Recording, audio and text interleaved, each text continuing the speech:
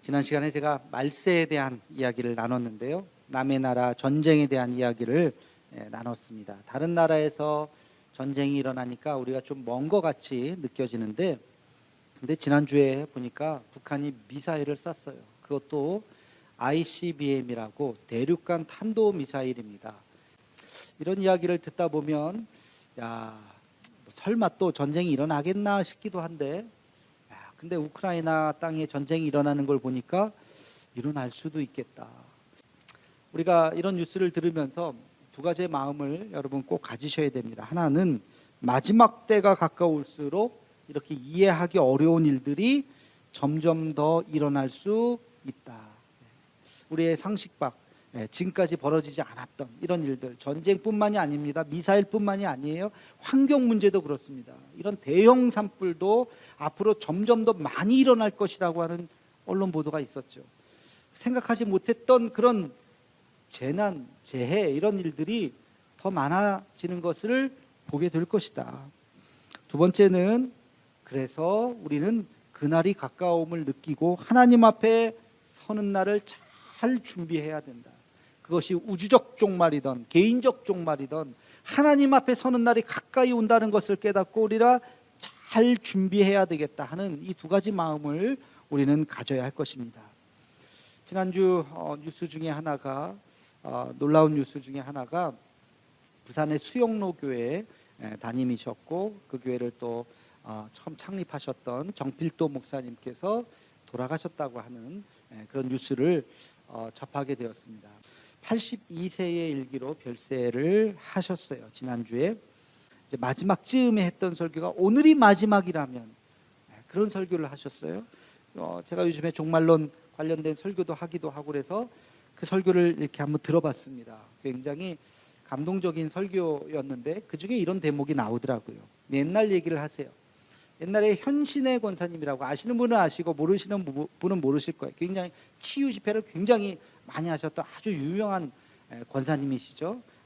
주의 종으로 아주 유명한 분이었는데, 이분이 어느 날 돌아가셨답니다. 그래서 장례를 치르는데 아들이 미국에 있어서 미국에서 아들이 오기까지 입관 예배를 기다리지 않고 좀 기다리고 있었대요. 그 사이에 돌아가신 이분이 천국에 가신 거예요. 천국에 가서 예수님을 만났어요. 천국에 가서 예수님을 만나니 얼마나 반갑겠습니까? 그래서 예수님 하고 막 달려갔는데 예수님 얼굴 표정이 안 좋아요.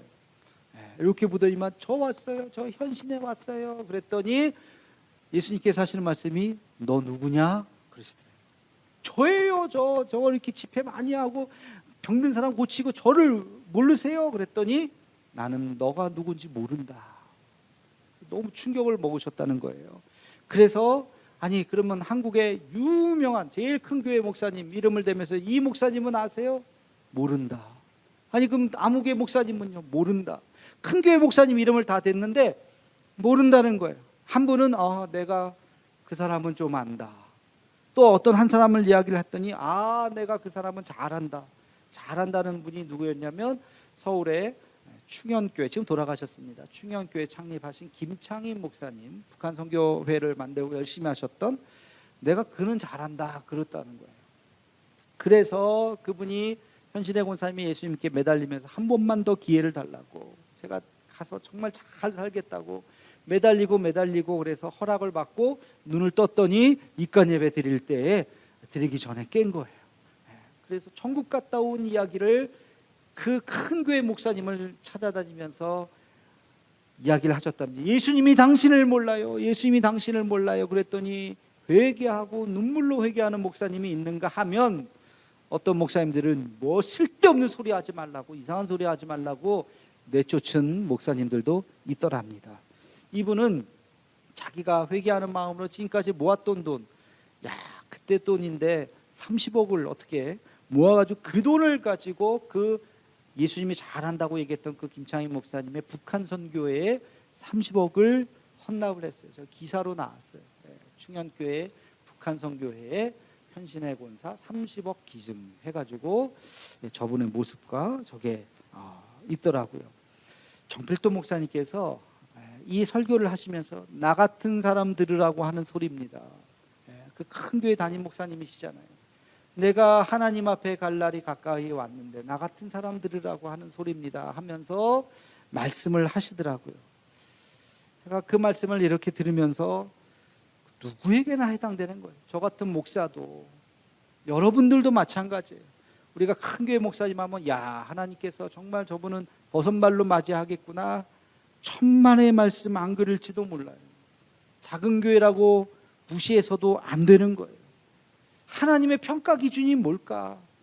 여러분 하늘나라 간다면 여러분 주님께서 여러분 두 팔 벌려서 잘 왔다 아무개야 하면서 안아주실 거라고 확신하십니까?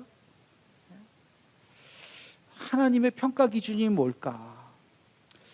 지금까지 우리 베드로 후서를 읽었는데요, 말씀을 한번 정리를 한번 해봅시다. 베드로가 급하게 베드로 후서를 다시 쓰게 된 이유가 뭐 때문에 그랬어요? 이단 때문에 그렇습니다. 이단들이 등장을 하니까 이단을 경계해라 하면서 이 편지를 막 쓰기 시작했어요. 근데 이단들이 왜 날뛰는가 봤더니 지금이 마지막 때라서 그런다. 마지막 때에 핍박을 당할 것이요, 이런 일들이 일어나게 될 것이다. 그 얘기를 하면서 지금 말세 마지막 때에 우리는 하나님 앞에 서는 순간을 준비해야 된다. 개인적 종말, 우주적 종말에 대해서 지금 이야기를 하고 있습니다. 오늘 말씀을 제가 묵상하면서 이 마지막 시대를 살아가는 세 가지의 지혜를 얻을 수 있다는 것을 깨달았습니다. 그리고 그 세 가지의 지혜가 바로 이 동사 안에 있었습니다. 여러분 오늘 본문 말씀에 세 가지의 동사를 주목하려고 그래요. 그것을 보면서 우리가 하나님 앞에 어떻게 서야 하는지 하늘의 지혜를 얻는 시간이 되기를 주님의 이름으로 축원합니다. 첫 번째는요, 8절에 나옵니다. 우리 함께 8절 말씀을 읽겠습니다. 시작. 사랑하는 자들아, 주께는 하루가 1000년 같고 1000년이 하루 같다는 이 한 가지를 잊지 말라. 아멘. 첫 번째 동사는 잊지 말아라. 뭘 잊지 말라고요? 하루가 1000년 같다고 하는 것, 또 1000년이 하루 같다고 하는 이 사실을 잊지 말아라. 이게 무슨 말일까? 이 선문답 같은 이 말씀이 무슨 말씀일까? 세 가지의 의미가 있습니다. 첫 번째는요, 시간은 크로노스적으로 흐르지 않고 카이로스적으로 흐른다는 거예요. 크로노스라고 하는 것은 숫자로 나타내는 시간입니다. 여러분 어제 2022년 3월 26일 오후 3시 30분에 뭐하고 계셨나요? 정확하게 기억나시는 분 있어요? 그러나 여러분 결혼 기념일 그날 기억나세요? 여러분 결혼한 날을 기억하세요? 기억나요. 저도 어느 해 6월달 그날을 기억합니다. 그 시간이 저는 정말로 다 기억나요. 그날 하루 있었던 일들이. 왜? 나에게 그 시간은 크로노스적인 시간이 아니라 카이로스적인 시간이었기 때문에, 의미 있는 시간이었기 때문에. 여러분들 마찬가지일 겁니다. 예수님을 만났던 그 눈물의 그 시간, 몇 분인지는 몰라도 그 순간은 기억하잖아요. 하나님을 만났던 그 순간은 기억하잖아요. 우리가 그게 카이로스적인 시간이에요. 시간은 그렇게 의미로 나에게 다가오는 거예요. 그것이 우리에게 있어야 돼. 의미로 다가오는 시간이 그게 바로 카이로스적인 시간이라는 거예요. 자, 그래서 그 하루라고 하는 시간이 1000년과 같이 소중한 시간으로 느껴질 수 있다는 것입니다. 그래서 두 번째 의미는 하루 안에 1000년이 있고 1000년도 결국 하루 같은 삶이라는 것입니다. 여러분 하루를 소중히 여기는 사람은 1000년 동안 얼마나 소중히 여길까? 그러나 하루를 대충 사는 사람은 1000년 동안 뭘 할 수 있겠습니까? 아마 1000년이 어떻게 지나가는지도 모를 겁니다. 그래서 우리에게 있어서 시간의 소중함, 내 시간이 지금 얼마나 남았는지, 내가 몇 살까지 살 것인지가 중요한 게 아니라고요. 여러분 10년 남으면 어떻고 30년 남으면 어떻겠습니까? 그 시간이 중요한 것이 아니라 내가 지금 정말 주님을 위해서 의미 있는 하루를 살아가는가, 그것이 중요한 거예요.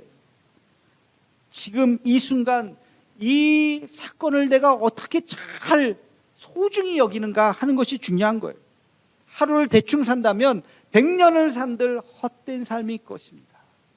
그래서 우리는 세 번째 의미를 생각해 봐야 돼. 결국 1000년도 돌이켜보면 하루같이 느껴진다는 거예요. 1000년의 세월 돌이켜보면 금방 가는 거예요. 유자효님이 쓴 인생이라고 하는 시가 있습니다. 짧은 시에 늦가을 청량리 할머니 둘 버스를 기다리며 속삭인다. 꼭 신설동에서 청량리 온 것만 하지. 이게 끝이에요. 서울 지리를 아시는 분, 신설동에서 청량리 지하철로 한 2정거장 정도 될 겁니다. 가까운 거리죠. 이걸 포항 버전으로 이야기해 보면 죽도시장에서 터미널 온 것만 하지 뭐 그 정도. 죽도시장에서 터미널까지 걸어가려고 그러면 아유 좀 멀다, 그렇죠? 좀 멀다 걷기에는. 근데 걷다가 구경도 하고 신호 대기해서 기다리기도 하고 또 깜빡깜빡하니까 막 뛰기도 하고 걷다 보면 1시간 정도 걸릴까요? 1시간 뭐 빨리 걷는 사람 1시간 안 걸릴 것 같은데 걷다 보면 다 왔어요, 그죠? 걷다 보면 다 왔네. 그게 우리 인생이라는 거예요. 처음 시작할 때는 아이고 언제 한평생 언제 사나, 가다 보니까 다 왔어요. 이제 다 왔어요. 여러분, 하루를 소중히 여기는 자는 1년을 살아도 참 의미 있는 삶을 삽니다. 그러나 하루를 헛되이 사는 사람은 1000년을 살아도 그 삶이 무슨 의미가 있겠습니까? 그것은 숫자일 뿐이에요. 우리 남은 인생, 여러분 90살, 100살 뭐 그 숫자 그게 중요한 게 아니라고요. 정말 내가 오늘 하루, 오늘 내가 주일 아닙니까? 하나님 앞에 온전히 예배를 드리고 그리고 또 내일부터 시작하는 한 주 하나님 앞에 주어진 사명 잘 감당하면서 살아가는 것, 이것이 하나님 앞에 바른 모습인 줄로 믿습니다. 하루를 소중히 여길 수 있는 우리 모두가 되기를 주님의 이름으로 축원합니다. 자, 두 번째 우리가 기억해야 되는 동사는 12절에 나옵니다. 우리 함께 같이 12절 말씀을 읽겠습니다. 시작. 하나님의 날이 임하기를 바라보고 간절히 사모하라. 여기까지. 사모하라라고 하는 동사가 나왔어요. 뭘 사모하라고요? 하나님의 날이 임하기를 사모하라는 거. 하나님의 날이 임하는 그것을 사모하라. 여러분, 시험이 코앞에 있으면 어떤 사람이 시험을 기다릴까요? 1번 시험 준비를 잘한 사람, 2번 시험 준비를 안 한 사람. 누가 시험을 기다릴까요? 1번이죠. 당연히 시험 공부를 잘 준비된 친구는 야 드디어 시험이다, 내가 이번에 실력 발휘 한번 해서 1등 한번 해야지, 이번엔 꼭 합격할 거야. 시험 준비 안 한 친구는 두려운 거예요. 시험 날짜가 점점 다가오면 걱정 근심만 늘어나는 거예요. 여러분, 우리 주님 앞에 서는 날이 다가오고 있습니다. 점점 다가오고 있어요. 시험 준비를 잘해야 돼요. 우리가 하나님 앞에 서는 날 그 준비를 잘해야 돼요. 지난주에 제가 오늘 이런 설교한다 그랬어요. 무엇을 준비해야 되는지 그것을 말씀을 드린다 그랬습니다.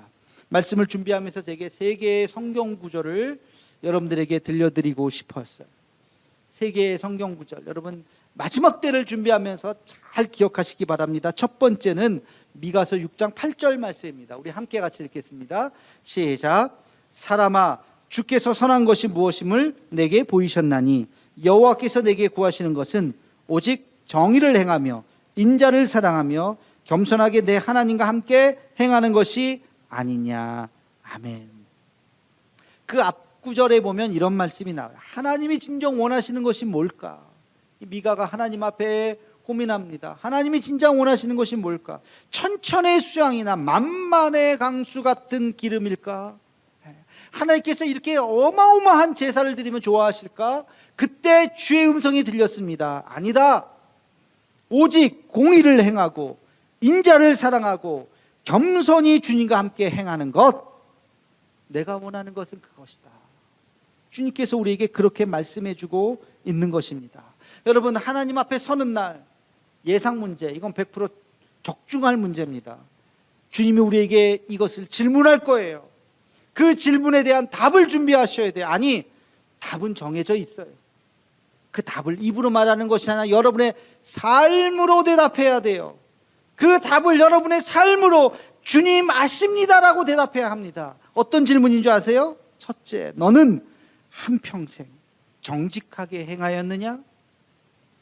정답은 뭐예요? 네. 근데 그게 입이 아니라 우리 삶으로 대답해야 된다고요. 두 번째, 너는 한평생 예수님의 심장으로 긍휼과 자비와 사랑으로 살았느냐?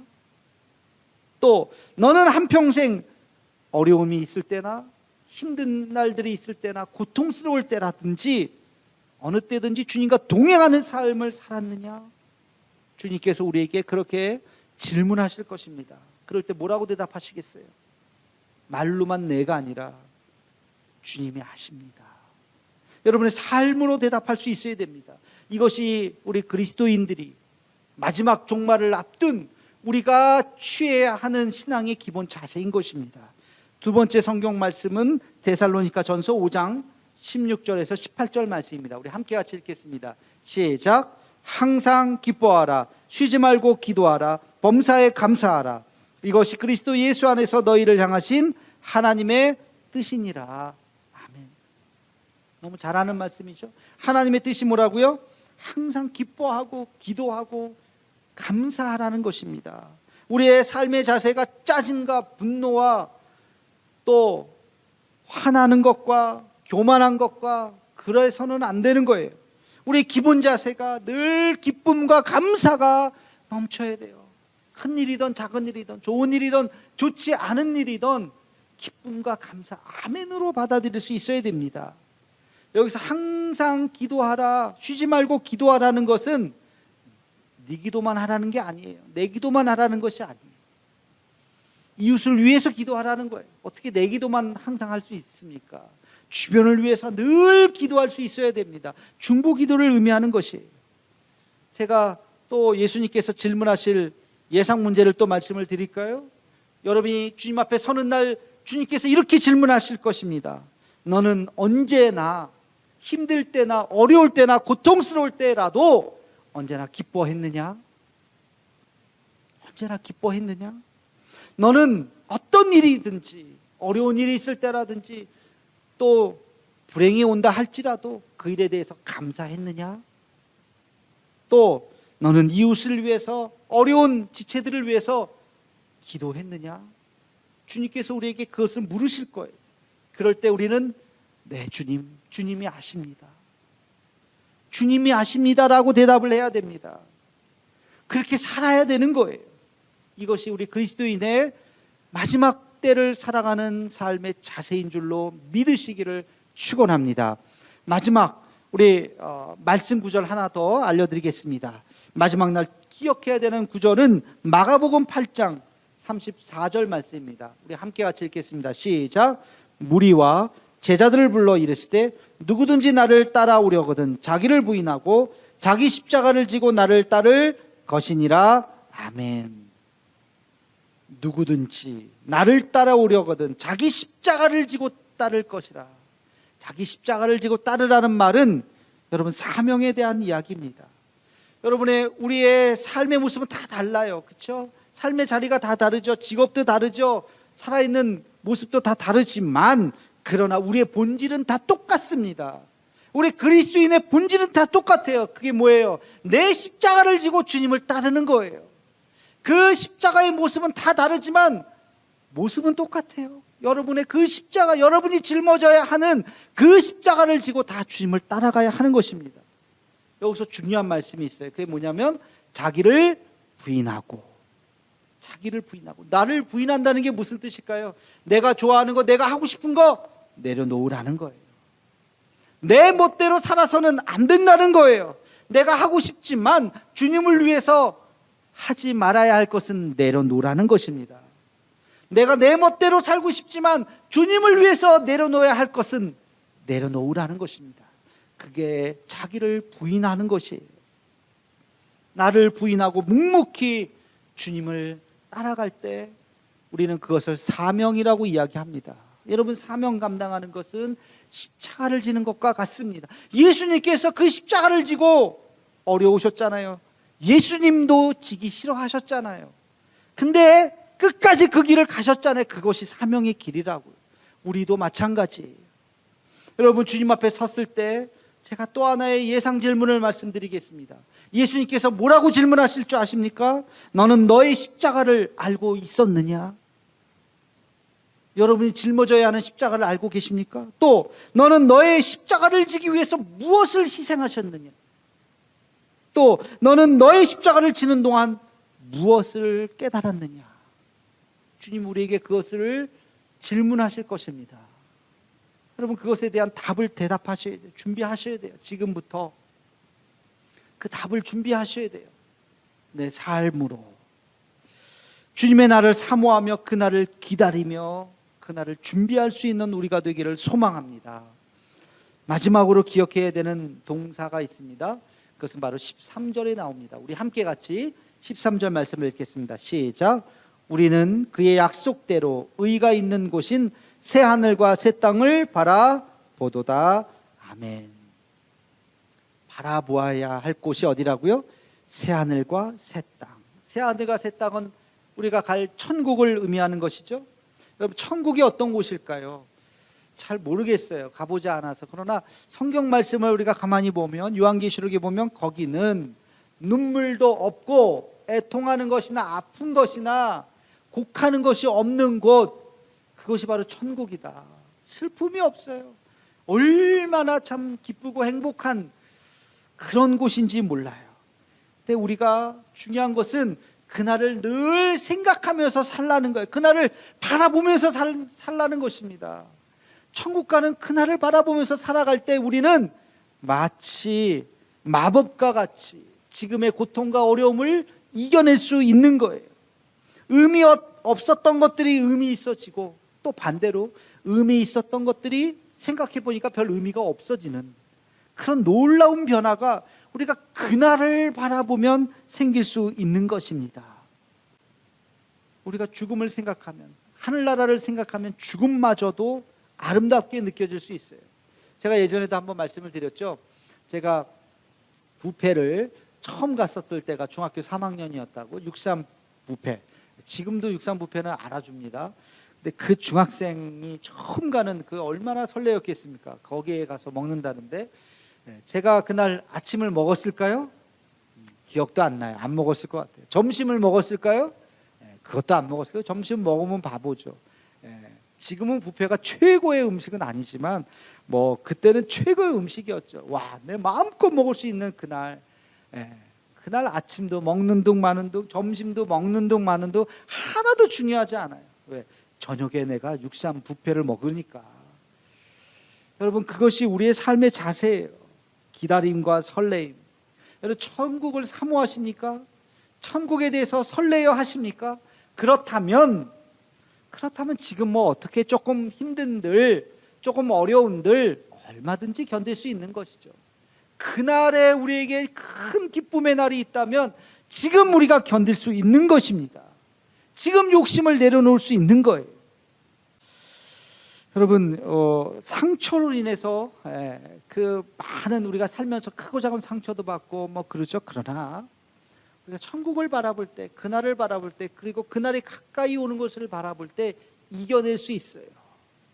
스데반이 돌에 맞아 죽으면서 하늘 문을 열고 천구 천사를 바라보지 않습니까? 그 고통을 이겨낼 수 있는 것이죠. 여러분 이런 말이 있습니다. 삶의 끝을 바라보면 모든 불행은 도토리가 된다. 도토리 키재기란 말 아시죠? 다 고만고만하다는 거예요. 우리의 불행 클 수도 있고 작을 수도 있지만 삶의 끝을 바라보면 우리의 모든 불행이 다 도토리 같다는 거예요. 다 그것이 얼마든지 뛰어넘을 수 있다는 것입니다. 천국을 바라보는 삶, 하루가 천년 같다고 하는 이 말씀 우리가 기억해야 할 것입니다. 그날을 간절히 사모하십시오. 새하늘과 새 땅을 바라보십시오. 그리고 지금 이겨낼 수 있는 그 믿음을 가지시기를 주님의 이름으로 축원합니다. 이것이 마지막 시대를 살아가는 세 가지 지혜입니다. 우리 정필도 목사님이 그런 유언을 남기셨다고 하죠. 자녀들에게 적당히 살지 말고 믿음으로 살아라. 여러분 적당히 신앙생활 하지 말고 정말 믿음으로 나에게 주신 사명이 무엇인지 믿음으로 살아가는 우리 모두가 되기를 주님의 이름으로 축원합니다.